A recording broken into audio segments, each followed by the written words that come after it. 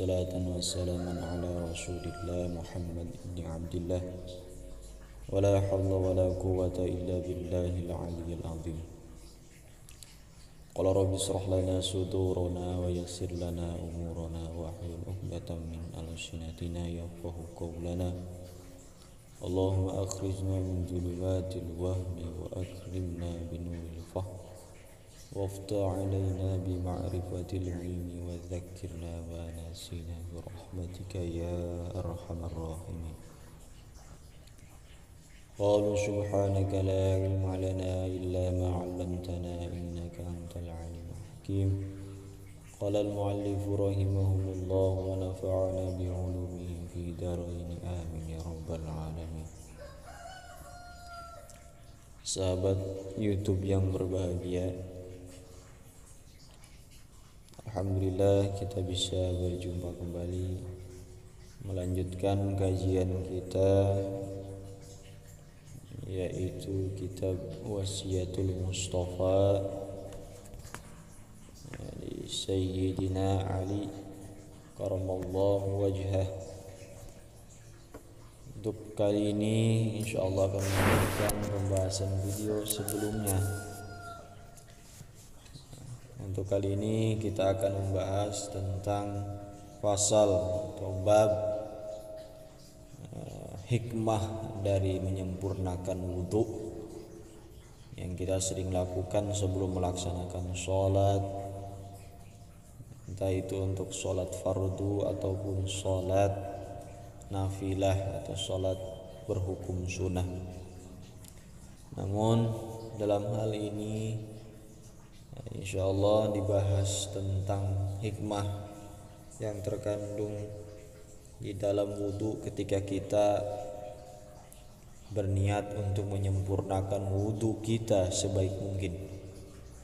Dan ada amalan-amalan yang bisa kita gunakan, yang kita baca, ya, insyaallah amalan ini jika kita dawamkan ya setelah wudhu, ya, maka insyaallah ini akan memberikan efek positif di dalam kehidupan kita dan akan memperbaiki segala kekurangan pada diri kita insyaallah. Bismillahirrahmanirrahim. Faslun. Adapun ini ialah sebuah fasal fil wudu'i yang menjelaskan tentang wudhu was sholati serta sholat.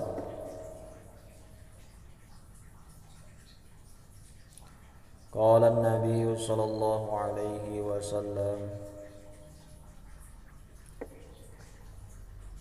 telah bersabda Nabi Muhammad sallallahu alaihi wasallam,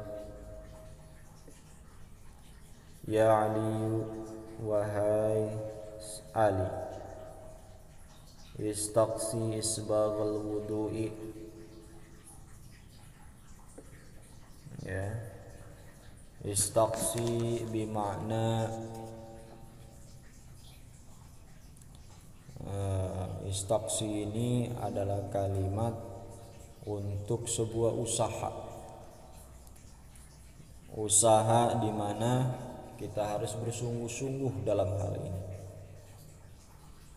Istaqsi isbaghul wudu'i, berusahalah dalam hal apa? Isbaghul wudu'i, menyempurnakan untuk berwudu. Sebisa mungkin kita harus sempurnakan untuk berwudu. Jangan hanya sebatas wudu saja, tapi kita harus sempurnakan dari segi tata cara pengusapan airnya, ya, membasuh airnya, terus batasan-batasan bagian tubuh yang harus wajib dibasuh dan kita bisa lebihkan untuk mendapatkan perkara sunnahnya. Jangan sebatas hanya mengambil yang fardunya saja. Kita sudah tahu fardu wudu itu ada 6. Pertama, kita harus membenarkan niatnya. Niat juga harus dibarengi dengan membasuh wajah. ya. Karena ya yang namanya niat itu muqtarinan bi fi'lihi, berbarengan dengan pengerjaannya. Sama halnya dengan yang lain juga. Jangan sampai kita berniat tapi tidak langsung melakukan. Dalam hal ini wudu, niat langsung dibarengi dengan membasuh muka. Basuh muka atau basuh wajah. Ya, itu adalah fardu. Kemudian kedua tangan, telapak sampai dengan kedua siku itu dibasuh semua, itu batasan itu. Ya, jangan sampai kurang ketika kita melihat air masih kering di bagian siku tangan kita, maka itu bisa jadi tidak sah wudu. Maka kalau bisa sempurnakan wudunya, lebihkan dari bagian siku sampai ke atas, dilebihkan. Karena kita tidak tahu perkara sunnah mana yang dapat mengangkat derajat kita, maka kita harus memperhatikan hal-hal yang sunnah juga. Kemudian yang ketiga, nah itu membasuh sebagian daripada kepala. Kalau sebagian dari kepala berarti bagian mana saja, ada yang berpendapat seperti itu, mau depan, pinggir ataupun belakang, asal bagian kepala. Kecil ataupun besar bagian kepala sah untuk hal berwudu. Imam mazhab berpendapat sangat berbeda, ada yang harus membasuh semuanya, ada hanya sebagian, dan itu pilihan kita. Yang jelas harus ada istilahnya membasuh sebagian daripada kepala. Ya, walaupun hanya satu helai daripada rambut kita, maka itu tetap harus kita basuh. Karena ini perkara wajib atau fardu dalam hal wudu. Ya, dan itu yang keempat. Yang kelima, rijlaini. Rijlaini itu kedua kaki. Membasuh batasannya itu telapak semua sampai ke mata kaki. Itu batasan minimal harus dibasuh. Jangan sampai kurang. Dan kita anjurkan untuk melebihkan lewat dari mata kaki. Mudah-mudahan tadi itu dibahas, kita lebihkan supaya bisa menyempurnakan namanya wudhu kita. Dan yang terakhir adalah tertib dalam hal berwudhu. Jangan sampai acak-acakan, jangan sampai tidak berurutan dalam membasuh bagian-bagian wudhu.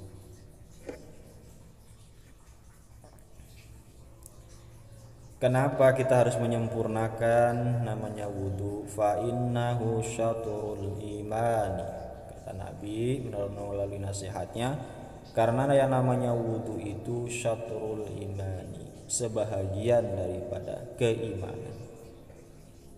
Fa idza tawaddata fala tusrif fil ma'i, lan apabila engkau berwudu, ya, wala tusrif, kata Nabi, jangan berlebih-lebihan fil ma'i, dalam menggunakan air. Kalau air kerannya banyak, keluarnya ya secukupnya aja, jangan sampai difulkan air. Kalau kita punya air banyak, jangan berlebih-lebihan, secukupnya saja dalam hal membasuh. Ya, karena ini tusrif, nanti disebutnya berlebihan, musrifin, orang-orang yang berlebihan. Karena dalam hal apapun yang namanya berlebihan itu tidak baik. Mana buktinya ini dalam hal kebaikan berwudu juga, fala tusrif, kata Nabi, jangan berlebih-lebihan. Karena dalam Al-Quran, innallaha la yuhibbul musrifin, karena Allah Subhanahu wa taala tidak menyukai hal-hal yang berlebihan dari segi apapun bentuknya. Apalagi berlebihan dari segi yang tidak baik. Yang baik juga dilarang, kalau bisa jangan dilakukan. Wa idza faragta min tuhri, nah maka apabila engkau telah selesai namanya berwudu, faqra, usahakan membaca inna anzalnahu fi lailatul qadri, yaitu surat Al-Qadr. Inna anzalnahu fi lailatul qadri, Lailatul Qadri, ya, itu surat Al-Qadr. min ba'di ghuslil qadamaini, setelah menyempurnakan membasuh ya semuanya. Ya, setelah menyempurnakan dari segi apa? Ya, seusai kita membasuh ya di sini ya, di bahasanya qadamain.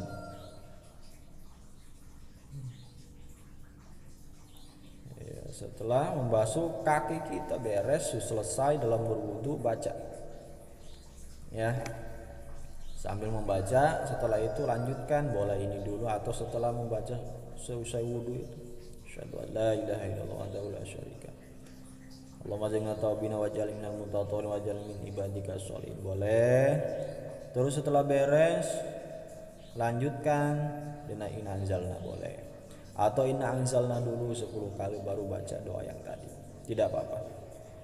Apa sih efek positifnya? Yufarrijillahu hammak. Insyaallah dengan mendawamkan hal tersebut 10 kali nangzalna, yufarrijillahu hammaka, akan menghilangkan siapa Allah hammaka terhadap kesusahan. Mudah-mudahan dengan hal tersebut segala kesusahan yang kita alami Allah hilangkan. Amin.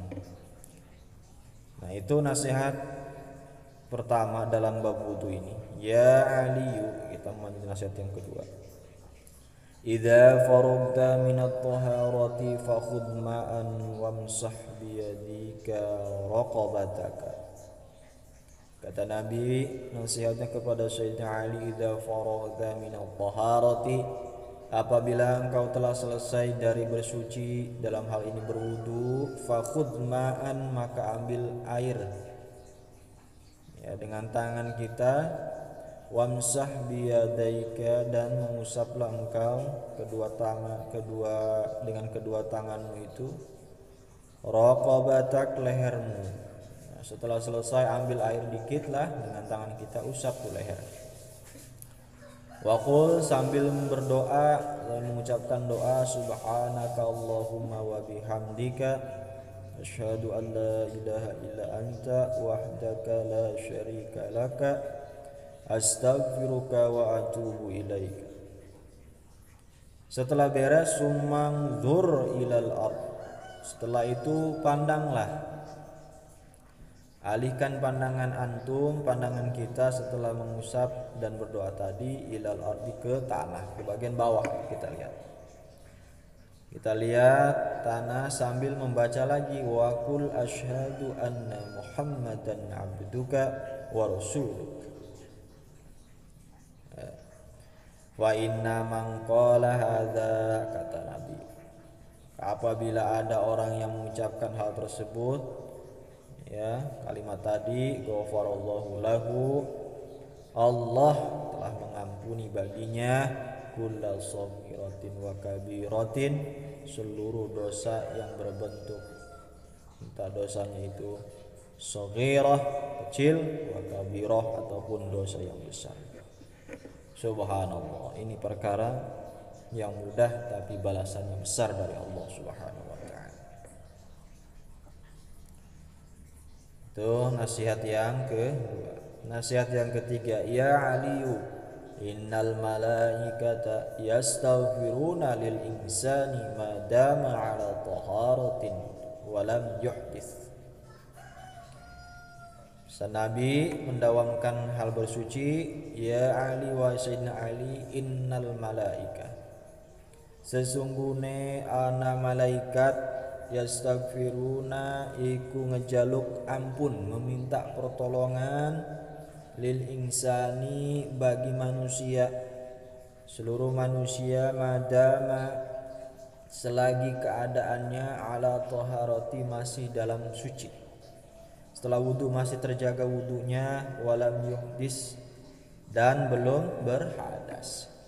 Jadi efek positif dari banyaknya mendawamkan wudu itu, malaikat tidak berhenti-hentinya akan meminta ampun untuk kita di hadapan Allah Subhanahu wa taala. Ya. Satu lagi wasiatnya, ya Ali wa Sayyidina Ali man iktasala yaumal jumu'ati, siapa wong atau siapa orang yang mandi yaumal jumu'ati pada hari Jumat, ya, dalam hal ini untuk melaksanakan sholat Jumat sebelum berangkat ke masjid. Mandi sunnah Jumat dulu, niatnya nawaitu ghusla li sholatil jum'ati sunnatan lillahi ta'ala, mandi secara sempurna niat untuk pergi sholat Jumat. Apa balasannya dari Allah? Ghafarallahu lahu ma bainal jumu'ati, Allah telah mengampuni baginya dosa ma bainal jum'ati, antara dua Jumat. Ma baina antara Jum'ah ilal jumu'ati, sampai ke Jum'ah berikutnya, jadi antara dua Jumat. Wa ja'ala dzalika sawaban, dan Allah telah menjadikan tadi perkara tadi itu, mandi tadi itu, sawaban sebagai pahala fi qabrihi, di dalam kuburnya. Wa dzaqula ala mizan, dan insya Allah perkara yang tadi kita lakukan, mandi Jumat, bersuci dan segala macam, dzaqula memberatkan, ala mizani terhadap timbangannya, maksudnya timbangan amal kita di akhirat, mudah-mudahan.